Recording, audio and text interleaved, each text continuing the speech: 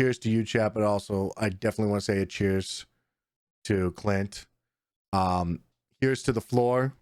We'll hold you when no one else will. May we get what we want, but never what we deserve.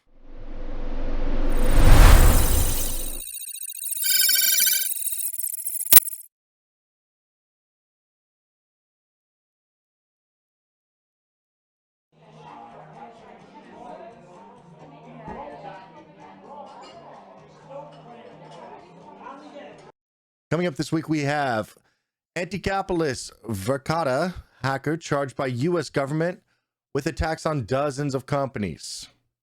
We have new copper stealer malware steals Google, Apple, Facebook accounts.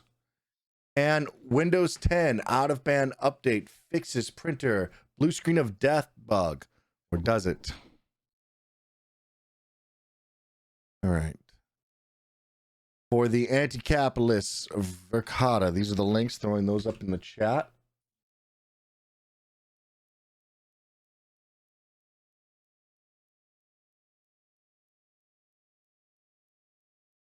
A Swiss computer hacker named Till Kottman has been charged by the U.S. government with multiple accounts of wire fraud, conspiracy, and identity theft. The indictment accuses Kottman and co-conspirators of hacking dozens of companies and government entities and posting private data and source code belonging to more than 100 firms online. The 21-year-old Kottman, who is better known as Tilly, was most recently connected to a security breach of the U.S. firm Verkada, which exposed footage from more than 150,000 of the company's surveillance cameras.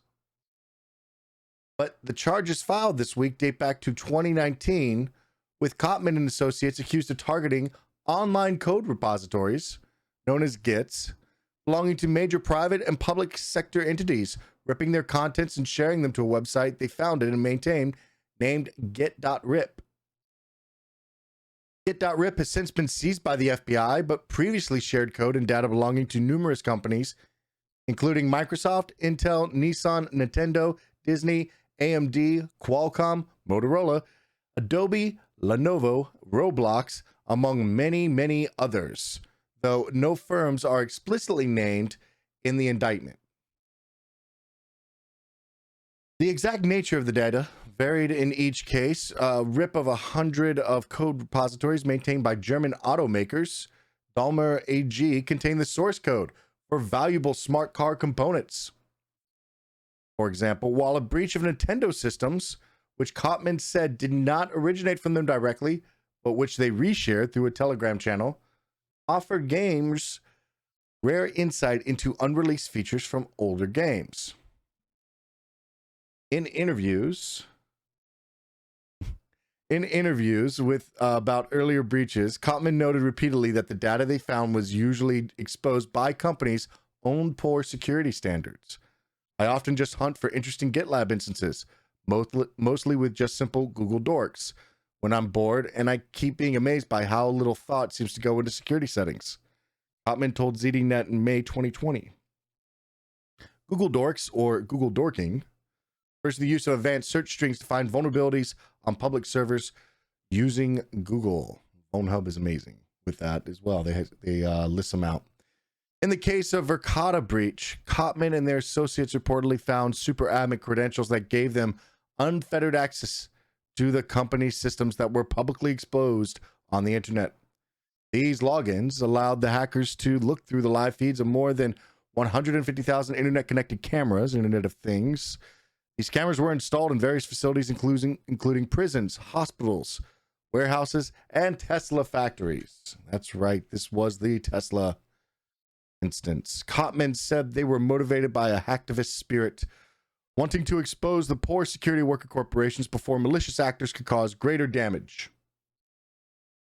Kottman told Bleeding Computer last June that they didn't always contact companies before exposing their data, but that they attempted to prevent direct harm. I try to do my best to prevent any major things resulting directly from my releases, they said. The U.S. government, not surprisingly, takes a dimmer view of these activities, stealing credentials and data and publishing source code and proprietary and sensitive information on the web is not protected speech. It is theft and fraud, acting U.S.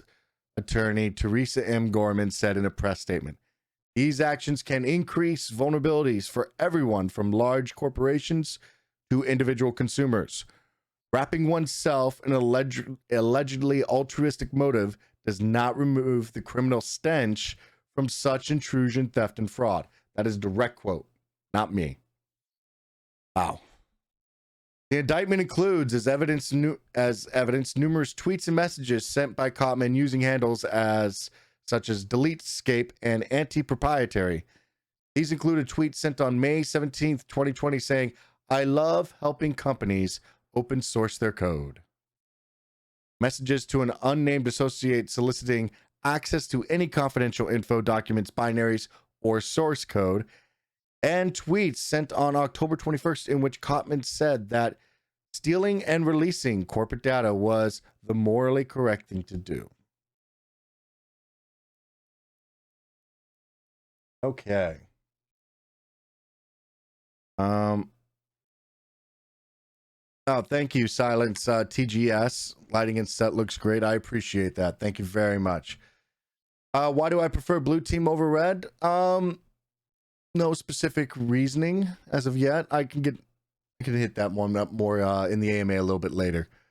As far as this goes, the anti-capitalist Verkada hack and charged by the U.S. government. Okay. I mean, they found him. They identify him. It doesn't seem like he was trying to hide all that much. And I really think that he believed that, or they believed that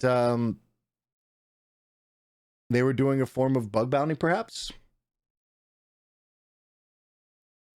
I don't know. It seems a little odd. But yeah, this goes to show more so that, always get that whenever you're doing the pen testing, always get the lovely little piece of paper that says get out of jail free card authorization.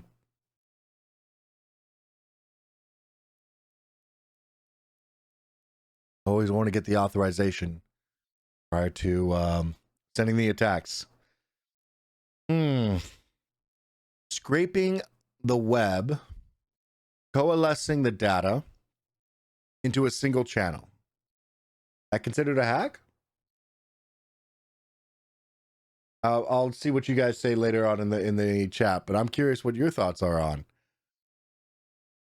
In this, there's definitely parts where administrative credentials were used and in a stuffing attack, follow up to collect things. And also they repurposed. And again, I'm not siding with the attacker here at all on this. It's an interesting ethical question. Could it be? So take a look. I'm getting promoted from SOC analyst post to cybersecurity engineering post. Will join the team in 12 days. Your recommendation of what I should learn or book recommendations? Yeah, we'll hit that up in a second.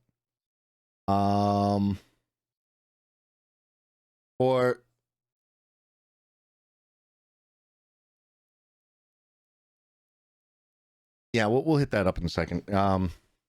Let's move on to the next Copper Stealer malware. So we have new Copper Stealer malware steals Google, Apple, Facebook accounts. Throw this in the chat. These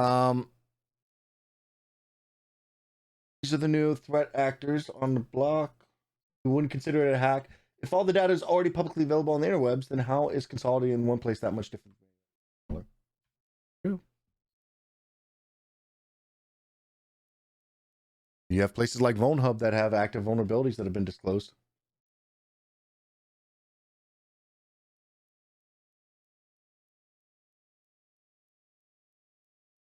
Okay. Previously undocumented accounts stealing malware distributed via fake software crack sites targets users of major service providers including Google, Facebook, Amazon, and Apple. The malware, dubbed Copper Stealer by Proofpoint researchers, is an actively developed password and cookie stealer with a downloader feature that enables its operators to deliver additional malicious payloads to infected devices. The threat actor behind this malware has used compromised accounts to run malicious ads and deliver additional malware in subsequent malvertising campaigns. Wonder if we're going to see malvertising coming up as a rise as phishing. While we analyzed a sample that targets Facebook and Instagram business and advertiser accounts, we also identified additional versions that target other major service providers, including Apple, Amazon, Bing, Google, PayPal, Tumblr, and Twitter, Proofpoint said in a report published today. Copper Stealers works by harvesting passwords saved in Google Chrome, Edge, Firefox, Yandex, and Opera web browsers. It will also retrieve the victim's Facebook user access token using stolen cookies to collect additional context, including their list of friends, advertisement accounts, info, and a list of Facebook pages they can access. Malware dropped using Copper Stealer's download module includes the modular smoke loader backdoor and a wide array of other malicious payloads from several URLs. While Copper Stealer isn't the most nefarious credential account stealer in existence, it goes to show that even with basic capabilities, the overall impact can be large. It seems like this is the year for large impact campaigns. Just large, hard-hitting campaigns that are just prevalent all over the place.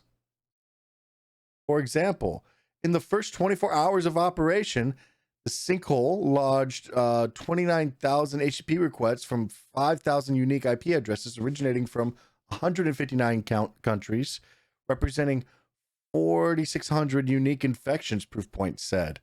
I apologize. The two sites were also sinkholed after discovering their connection to ongoing attempts to deliver malware and potentially unwanted programs or applications. PUP or PUA, Proofpoint said. By the way, what's the difference between a potentially unwanted program or a potentially unwanted application and malware? EULA agreement. You agreed to install it. That's literally the difference.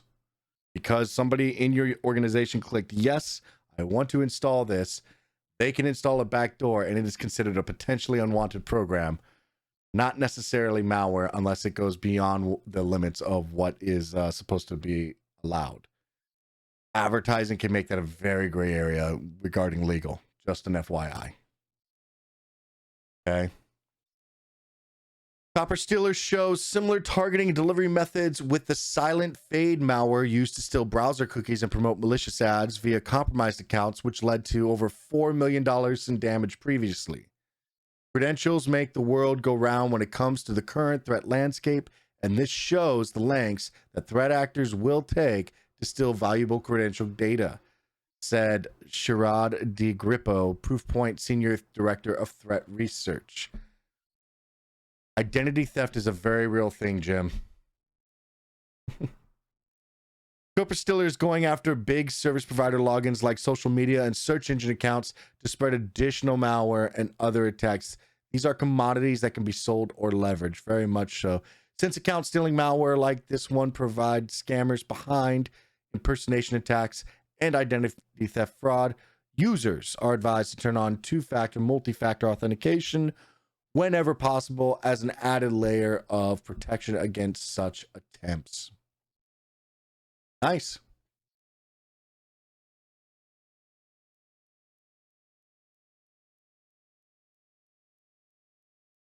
EULA, the thing only attorneys read.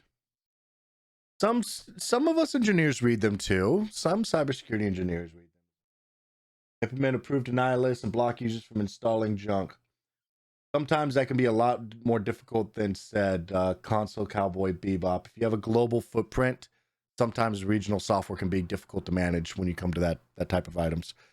Just throwing that out there too. I'm not saying it's impossible, but sometimes cookie cutter instances work for a usual 80% solution. Then you have to identify what a better 20% solution is for. And this goes more towards a GRC and engineering over instant response. But you need to identify both, the norm standard, and then whenever the deviations must occur for projects or special items as well. But yeah, I definitely do believe in a approved deny list or a standardized baseline if you can use that. within reason, of course. Okay, so regarding this is another form of attack. This is another form of stealing a person's identity, utilizing it in some way malicious. And what's interesting about this particular campaign is the end goal, the goalpost here are not to just land on the box and pop a shell, right?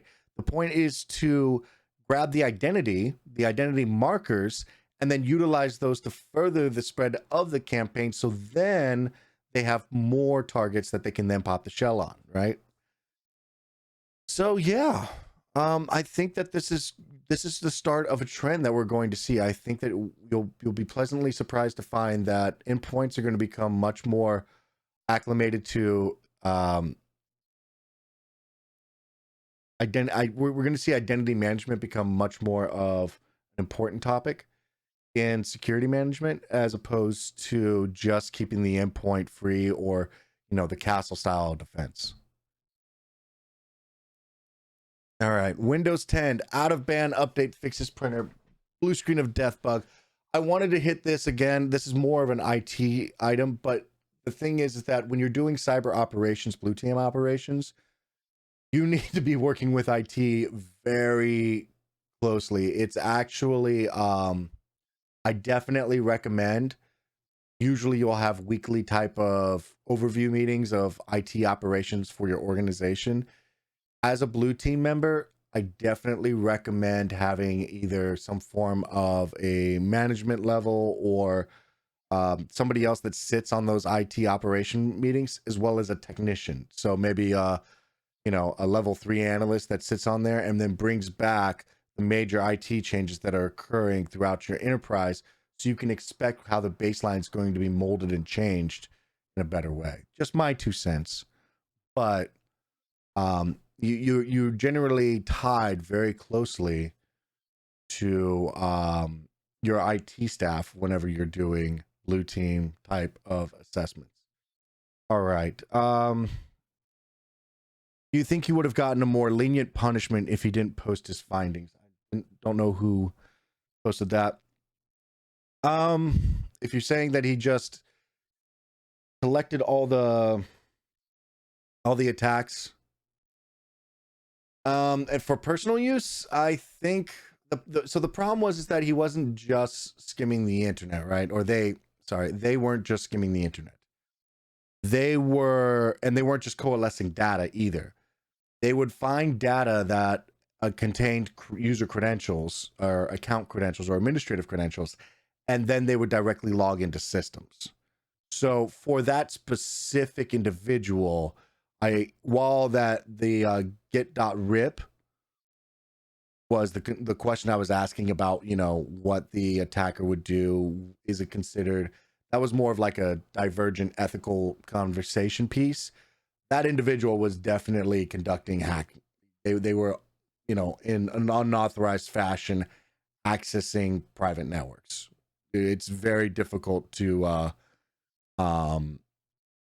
stand behind that person as a from a legal standpoint. It's yeah, whether or not they thought it was right, they were definitely doing forms of vulnerability or credential stuffing attacks.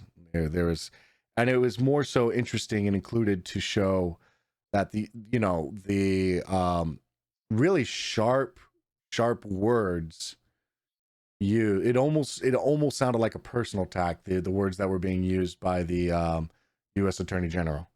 So yeah, absolutely, I think lenient punishment at this point is I think we're in an odd place where if you're in a court of law, they aren't throwing the book at you anymore like they used to, per se, but the punishments are still pretty damn hefty if you end up in front of a judge for this stuff. I'm interested. Threat hunting, we'll talk about that in a second. It's unethical, maybe not illegal though. I don't think so. For skimming is one thing, correct? Skimming is one thing. Again, individual was definitely accessing the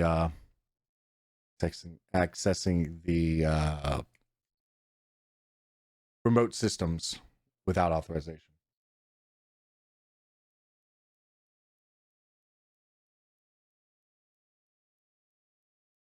So let's switch it up and talk more in a higher mindset when you talk about the ethics of this, right? If you found the keys to, let's say, a school or a house on the ground, right? Is it ethical to walk into their house using those keys? Or is it better to either return them to the police or return them to the owner? Or if you have the capability, destroy them, right? That's where taking the credentials that you skim from because it happens on GitHub all the time. You have people publish their code and they make a mistake and they have hard coded credentials. There's even some automated checks that go through that. But when those hard coded credentials are there, what do you do with those credentials? What do you do with that authorization, and what do you do with that access? And that's where this individual wasn't just skimming and storing data, and also some of the data that he was collecting, or they were collecting. Sorry, I'm having trouble with the pronouns here.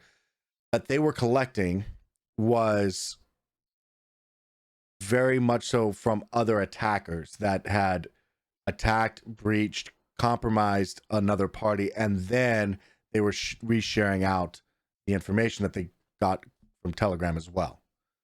So I don't think per se that I'm not even sure really that the git.rip was, I'm sure that that's included in the charges, but they were more concerned about the methods that went about either once the information was collected or post collection, either or. Hey Sec, I'm new to this field, doing a career change and hope to go to one day go blue team. Been having a hard time looking for a sort of path to follow to help with the transition process.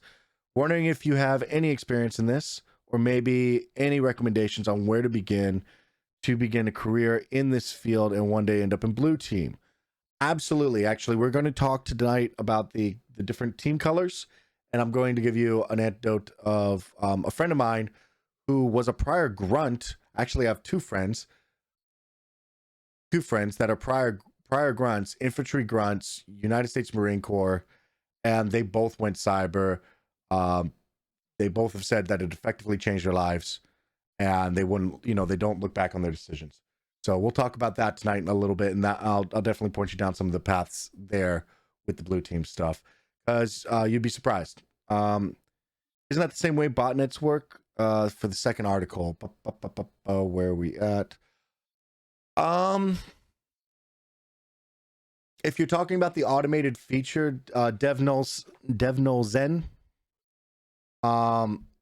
If you're talking about the automated features of collecting and then expanding and collecting and expanding, sort of, yeah. Botnets is a loose term for an automated C2 node, right? That you can command and control a large group of. It can be an Internet of Things, or you can individually compromise. You could individually compromise a bunch of Windows systems and make them into botnet, but that seems more like resources wasted, right? When it comes to Internet of Thing devices, if you necessarily lock them out with ransomware, with the exception of, we've talked about certain items previously that you don't want to keep locked out for long. But the Internet of Thing devices, if you were to lock them out, theoretically you could just throw them away. You're not going to X, Y, and Z. If you can lock out and use in a botnet, however, if you use them for a botnet to amplify an attack or create a C2 architecture in which you have command and control, and you can relay information or keep your anonymity through by bouncing around, or so many different things you can do with it once you have that access and control process. I mean, hell, you could crypto mine technically. See that with some JavaScripts that run.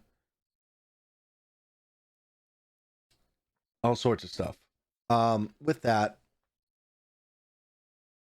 So yeah, it is kind of the way that botnets work, but in this specific, they're trying to do an identity collection, a grab and scrape, And they didn't really talk about what the copper stealers' primary goal was. Just said that they, I mean, other than collecting access, identity tokens for access, odds are it could be for resale. We've talked previously about reconnaissance or OSINT operations, where attackers will then resell a list of systems that are known to be vulnerable to stuff, or they could also sell the access to other attackers. So there's a lot of things they could do with the identity leverage.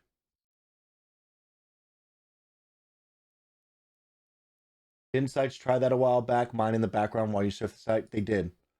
That was definitely some of the shadier coding. That is some of the shady coding I've seen. I've seen that before, but it's a JavaScript. It's considered a JavaScript attack. Oh, sorry. Yes, thank you for reminding me, random uneducated viewer. Wow, you really made me say that. Nobody clip that. That's going to make me look horrible. That is your screen name, random uneducated viewer. That makes me sound so mean as a streamer. Okay, so it's on Twitter and Twitch. I realized earlier that the Facebook icon is on there. That's not what should be on there. I'm going to change that logo out. I apologize. I'm not on Facebook. Please don't try to add me on Facebook. And wow, you have an amazing name, but at the same time, Claw, dang. You have an amazing name, but at the same time, you make me look so awful when it's out of context. Okay, moving forward. Okay. I do love your username, by the way, though. However, I'm just going to refer to you as random from now on. Okay? I'm just going to refer to you as random.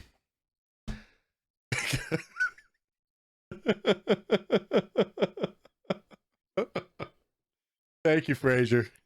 There's a space and add and quote there. Okay. Let's refocus. Wow, that is amazing. Okay. We still have another article.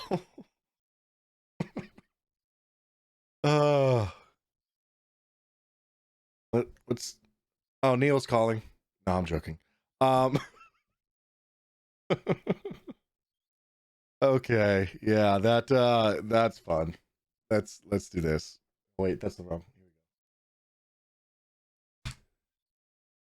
All right, so ZDNet/Gear. Windows 10 out of band update fixes printer BSOD blue screen of death bug. Microsoft has been getting dragged. So dragged. They seem to be a victim of their own success. Teams outage last week, multiple 0 days coming out, and they're having to release out of band updates pretty frequently this month. So Microsoft's second out of band patch for Windows 10 printer issues attempts to clear up an inadvertent printer mess that started with the March Patch Tuesday update. On March 15th, Microsoft released that ban to address a printer issue stemming from the Patch Tuesday update that caused the blue screen of death crashes on. By the way, this is on Windows 10 machines. That is impressive. Okay, Windows 10 is actually pretty stable. It was causing a lot of issues though, and it appears to have done the trick for some. But since then, more reports have emerged that some Windows 10 PCs are still getting snagged on printer-related blue screens of death. Apparently, they were caused by certain printer drivers, Microsoft explained, and as reported by Born City yesterday, after installing the out-of-band fix, multiple users noticed problems with printing graphics, missing parts of the document or printouts, and blank label printouts from label apps. Born City's Gunter Born guesses there was an unresolved bug in the Windows Graphic Device Interface, known as GDI, in the Patch Tuesday update. Microsoft omits this list of reported problems in its Windows 10 Message Center and notes they affect devices with both the Patch Tuesday update and the first out-of-band update. Affected devices may receive unexpected results in printing from some apps or to some printers. Issues might include missing or solid color graphics, misalignment, formatting issues, or printing of blank pages and labels, Microsoft states. Fortunately, they have expedited a fix and delivered the second out-of-band update for March 1. So, not necessarily security related, correct? However, you will be, if you work in operations, you will receive these calls. And the reason why I included this is, like I said, well, as I started this, I started talking about how this is probably an IT issue, but that blue team operations should be linked with IT very closely. Work at the hip. I promise you, when the executive's computer goes down, because blue screen of death continuously happens over and over and over again, somebody from the cybersecurity operations will be CC'd on it. Okay, is this related to malware? What is going on with the printer? What is going on with the computer? Can you check and see, make sure that the logins are okay? Is it a bad thing? No, it's not necessarily a bad thing. It's just, when it comes to computer symptoms, just like human symptoms, there's multiple different types of doctors that can triage and do the review.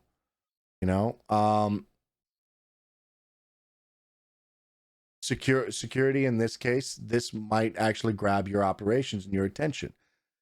Can this be used for, is there a security flaw related to this? Doesn't look like it. It just looks like there's an IT error and it's causing either the computers to reset or to lose all sorts of things. But trust me when I say, when the users start seeing something funky happen with their computer, they can go 0 to 10 really quick. And that's where having the same troubleshooting steps as an IT individual helps you resolve whether or not this is security related. Yeah, just wanted to touch on that. And it's one of those things also where you have to be able to be a bit of a sales individual to say, okay, you know what? This appears to be IT related. You already have IT help. I'm going to step out of the situation now and let me know if there's anything else that goes wrong. Okay, thank you. Table flip claw. Yeah, table flip. Yeah, all sorts of stuff. It can get bad. Okay, before we merge into the review of the color stuff, we'll talk about that. Threat hunting, we will talk about where that lands on the scale. I'm getting promoted from SOC analyst to cybersecurity engineering pro. So this is Mage Edex, Magidex 96, Magidex something, Magidex, Mage. All right. 96. I'm getting promoted from SOC analyst post to cybersecurity engineering post. Will join the team in 12 days. Your recommendation, what should I learn, or book recommendations? I would say that highly depends on your architecture. Okay. But you should probably, if you're staying within the internals, you should know a lot of it already. But remember that your focus is no more the quick fix. Your focus is the long term. So read up on user interaction, user experience. And remember that if it's difficult for the user, they're likely not going to do it, or they'll likely gripe about it, and you'll likely hear about it. So your engineering, realistically, cybersecurity should be like 95% transparent to the user. In my company, people don't know who I am, and I'm okay with that. I affect everything, in the decisions as part engineer, part incident responder. Decisions that we help make with IT definitely affect the outcome of the user's engineered experience, correct? So, but they don't know me, and that's good. That's the good part of it. They should only be, and they should feel comfortable coming to you whenever they have an issue. I personally don't believe in slapping users on the back of the wrist, because one, in my experience, it doesn't solve anything. You know, you can give them a little bit more training, and sometimes they'll apply themselves, but sometimes it's just a really clever fish, and cookie cutter appearances do that. Anyway, with the user experience though, that's where you need to focus a little bit more and a little bit less on, you know, putting out fires, because if you play whack-a-mole constantly and not fix the root issue, you're gonna have a tough time. All right, let's see. Blue red threat hunting. We're gonna talk about that in colors, and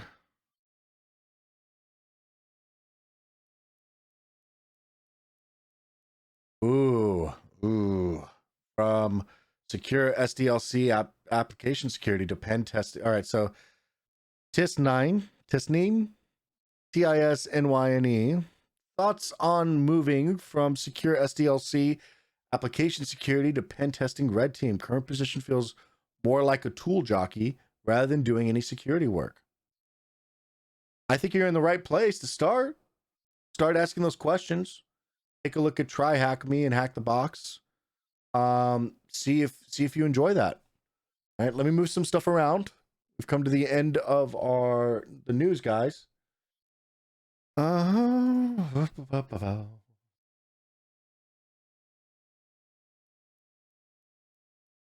Hey. Up.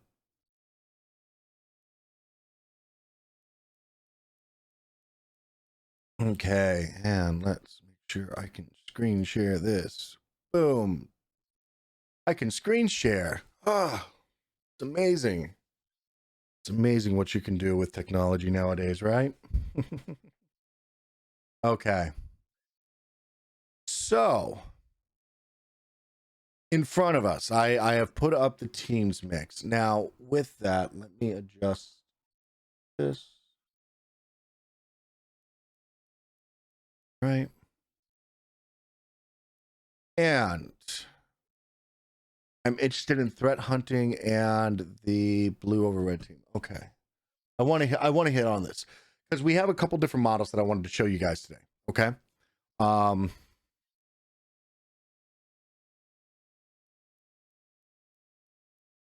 Dev Null Zen.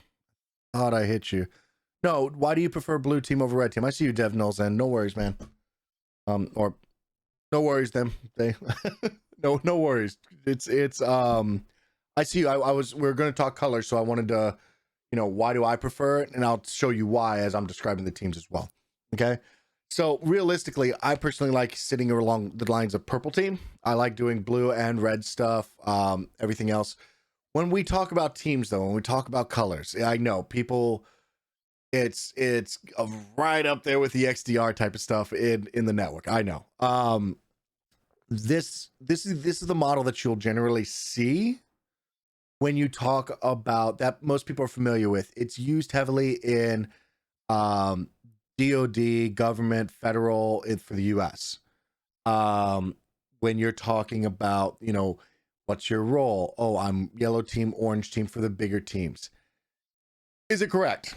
Is it still used? Not necessarily. There's no right answer. Keep in mind that we're still a very highly unregulated market.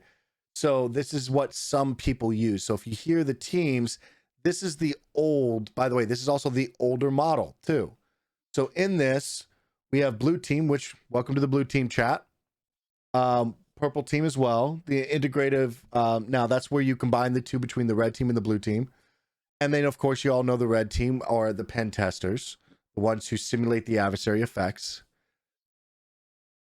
Now, the ones you might not be so familiar with is green team, which is in security enhancement through automation and code design. What you'll generally find that falls underneath green team as well is system support, IT support, and you'll find things like the signature development as well. Because they work directly with blue team sees the attacks, it sees the defense, they do the full breakdown of A to Z. This is how the attack occurred and the you know, where the monitoring caught it and where it didn't, why it wasn't blocked by the defensive architecture so far. So with the green team, they work with them to create new indicators of compromise, new signatures that are based on preferably behavior, similar to threat hunting. And then the green team will also work with the yellow team, where the yellow team works more as the higher end architect behind the ecosystem of devices. So when you're talking about an enterprise network, you have to coalesce together a bunch of group of software and applications and, you know, data pools to best represent and reflect the processes and procedures of your business model and how your business makes money, and to support that in the way that is most conducive to that user experience, to then help support them gain the money for the company, right? That's how you become value added within your job role in the company. Okay.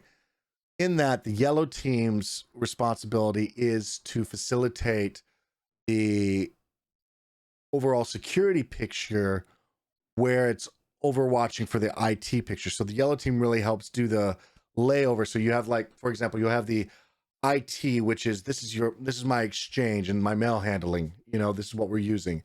This is my operating system that we decided to go to, as well as our standardization between Macs, Windows, and Linux machines and servers. These are who's handling our front end for web development, X, Y, and Z. And then the yellow team basically looks at all of this big stuff and then just stamps on top of it and goes, okay, well, if you have this type of web development going on, these are what our checks and balances need to be to ensure that it's being done in a way that is manageable and secure with the known vulnerabilities that are out there. All right. With that, if you're going to use that exchange service, that's fine. But here's our threat intel content that we're going to include to make sure that not everyone's using phishing links. Oh, also, we're going to support that with this process to review those emails should somebody have a question.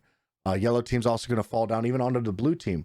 What tools do you need analytically? We want to make sure that this is operating out of band, so that if your malware analyst box is compromised, you're not compromising our entire enterprise network. So this has to be ran out of band, but still simulated like you're the user. So how are we going to facilitate that? So yellow team does a lot of the overview stuff. And then the orange team, at least the way that it used to work, was orange team would facilitate. Now they've moved, but it used to be that they were the instructors. So you would have both a combination of, I've seen things like, I've seen instruction happen where they are the ones that help facilitate with the HR as to getting people in, as well as teaching new SOC analysts, the process, the procedures. They'd be the knowledge managers. They'd maintain any internal coursing or teaching to keep people up to date, that roll in, roll out, all that processing, basically manage sort of the team management, as well as the knowledge provider, CTI as well, threat intel, that type of stuff, which is why they're posed similar to red team. So they would both keep up to date with new tactics, techniques, and procedures for all the teams, as well as teaching individuals and maintaining the status quo, and keep in touch with the threat intel and what's going on. I know it's a lot. And that's why it's kind of varied. And then you kind of see the white team on top of that. And that would be your headquarters element, generally speaking. Your operations maintainers, your reporting, your command and control internally. Yeah. So kind of went on a rant there. So why do to DevNull Zen, why do I prefer blue over red? It's not necessarily that I prefer blue over red. Honestly, I've actually never been assigned to a red team. While I've learned a ton from red teams, I've been into a ton of courses. I've done purple team engagements where literally red teamers sat next to me and we went, tit for tat on what was happening. And I've acted as red team, right? I've been on blue team engagements where they've needed a fire for effects, and I've written the effects and then fired them myself. right? But I've never actually been assigned for a given length of time outside of like a mission or two to a red team role. And I personally, and I have nothing against red team. Actually, I think that they're a very valuable asset, and they make all of us much, much better. You know, especially if you can have them internal.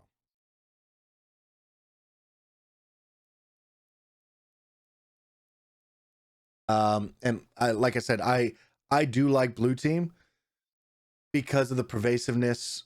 I get to reach out and touch absolutely everything. There's a bit of whack-a-mole that does go on, you know, where you, because of politics, sometimes stuff doesn't get fixed. When I mean politics, I just mean that the solution is coming, right? Like the engineering solution that you would like, you bring it up to somebody and they said, well, this is the plan that's on the horizon, so rather than make this change that can make this big effect, it'll come later on. And with that, I look at it and I like the change. While those parts frustrate me, I do prefer the overarching, you know, view of the environment, and that I get to touch so many different technologies and understand how they work, and then how they were exploited when it comes to blue team. Could I be on a red team one day? I could see myself doing that as well. It's an interesting job. Like I said, I've trained for it. I think I've done actually more red team courses than I've done blue team courses. You know, and I could definitely, I see, like I said, I see the value. I could see myself being a part of it one day, but I've just never gone that route where I've directed towards it. Okay. So to GC or G called 012. Hey Sec, I'm new to this field, doing career change and hoping to go into day to go to blue team. Been having a hard time looking for a sort of path to follow to help with the transition process. Wonder if you have any experience in this. Maybe any recommendations on where to begin in the career field to one day end up in blue team. Any of it. Get your foot in the door. Now this is operations. What I was showing you guys. This all is operations, okay? But there's a lot that goes into, for example, yellow team. Yellow team also kind of includes GRC. It includes risk management frameworks. It includes all sorts of different jobs. I've worked with plenty of people that did not have a technical background per se, but they were good at asking questions and dealing with customers and X, Y, and Z. And they went into third-party risk management directly under the CISO, right?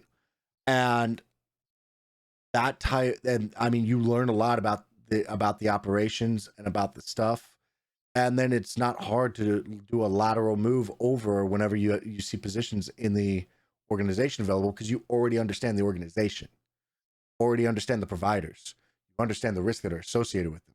Start learning the lingo and what people are talking about, so you can easily start, you know, building your skills off of just having day-to-day conversations with people.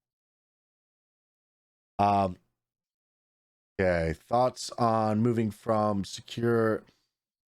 Okay, so regarding I'm sorry, I'm gonna mess that up. Tis9.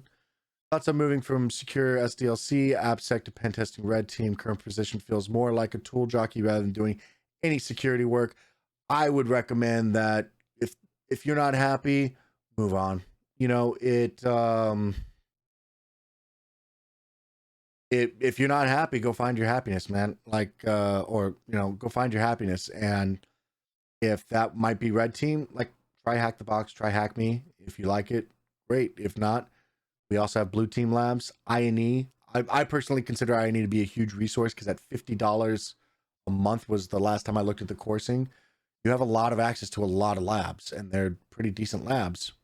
So you can do some training there. And if you really like the blue team stuff, there's also free openware labs and all sorts of hack the box, or not hack the box, capture the flag challenges, CTF challenges that you can use. Now, CCNA or ethical hacking search first for ZAXAZ. I got a IT support education and want to work closer to blue team work.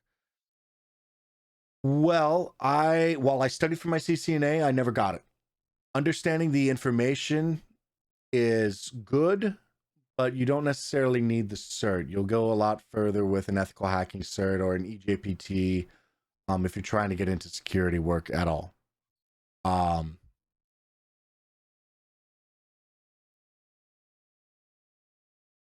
Cyber Lola, see you in the chat. One sec. So, oh wow, yeah, we are coming up on the time. Okay. So when it comes to CCNA, ethical hacking, I would recommend getting the security cert, but understanding what's going into networking, understanding how the world connects via the routers and the backbones and the switches and the layer 3s and all that other stuff. It is important. Okay, it's important to understand how taps are dropped, how you monitor traffic, how the traffic works, and it's really important to know how to capture network traffic and how to break it down to the hex level and how to de-encrypt it, de-encode it, break SSL certs, that type of stuff. Do you need your CCNA for that? No, CCNA is all about Cisco architecture and working on Cisco devices. And as prevalent as they are, there's other networking sources out there too. Cisco's losing foothold on the market. So, yeah, I'd say go for the security stuff. How good is the Samsung Knox security? I have no idea. Sorry.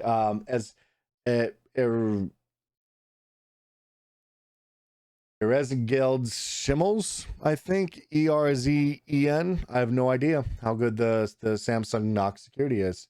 I have no experience with them. Have not researched them recently.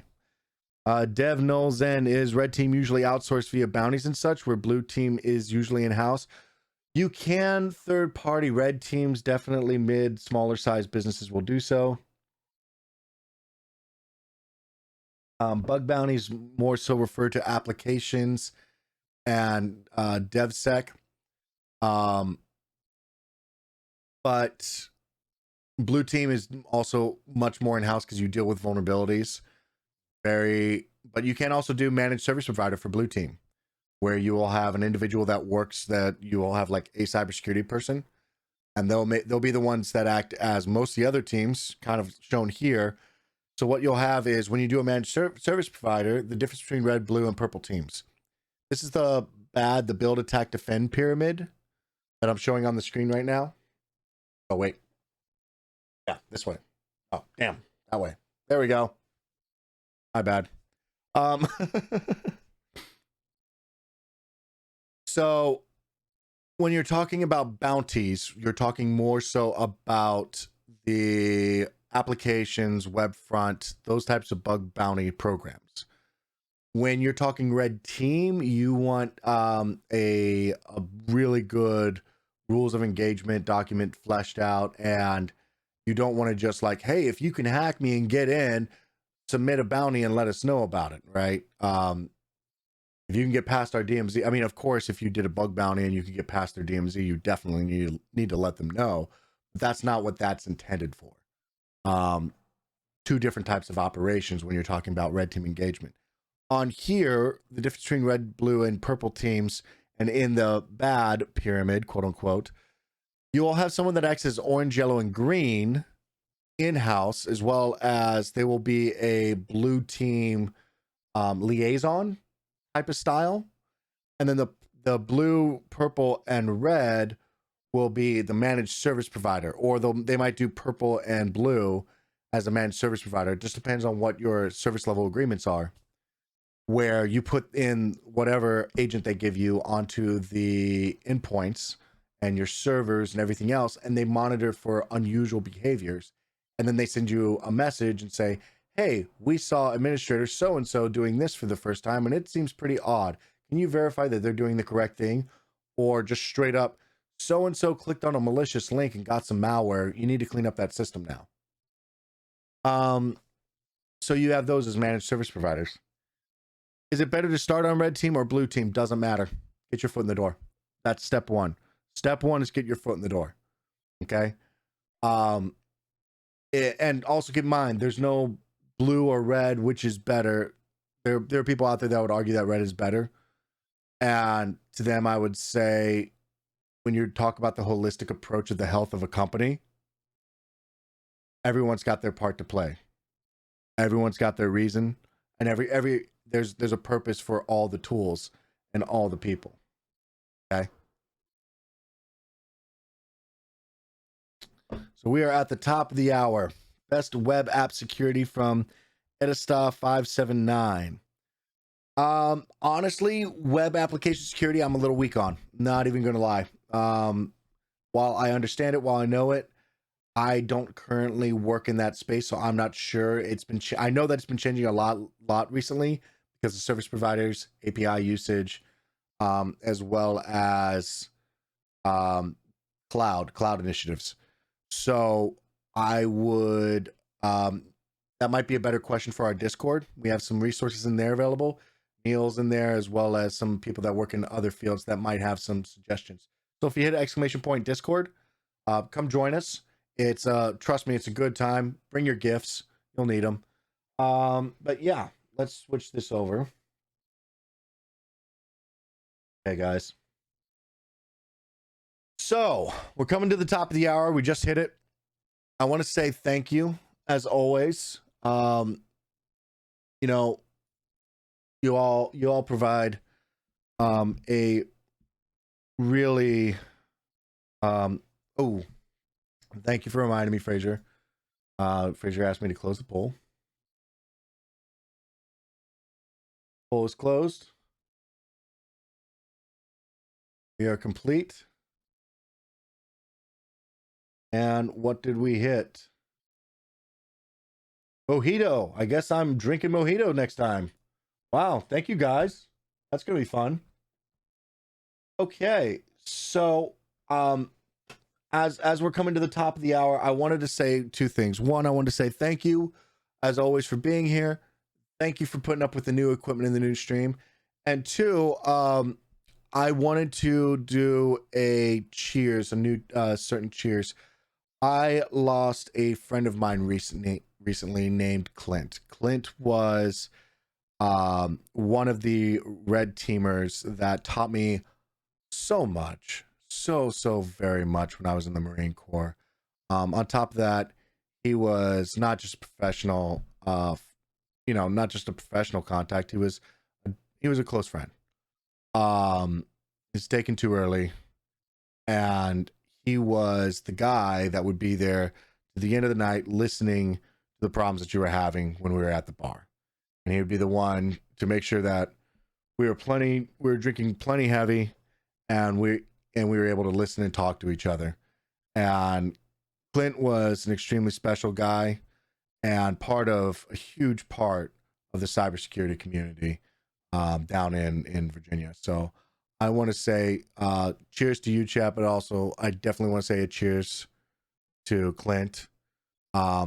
Here's to the floor, who will hold you when no one else will. May we get what we want, but never what we deserve. Here's to you, buddy. And thank you guys so much for being a part of the chat and the stream. Please be safe. Have a very good weekend. And I will see you next time. Love you guys all, and I really want you to be safe and have a good time. Hey, thanks for watching. I want to thank Neil and the Cyber Insecurity channel for providing a place to have real conversations with real people. Feel free to throw a like or to follow me on the socials in the description. Please remember to click subscribe, hit that notification bell, and if you want to see other videos, click that stuff that's all over the screen. See you next time.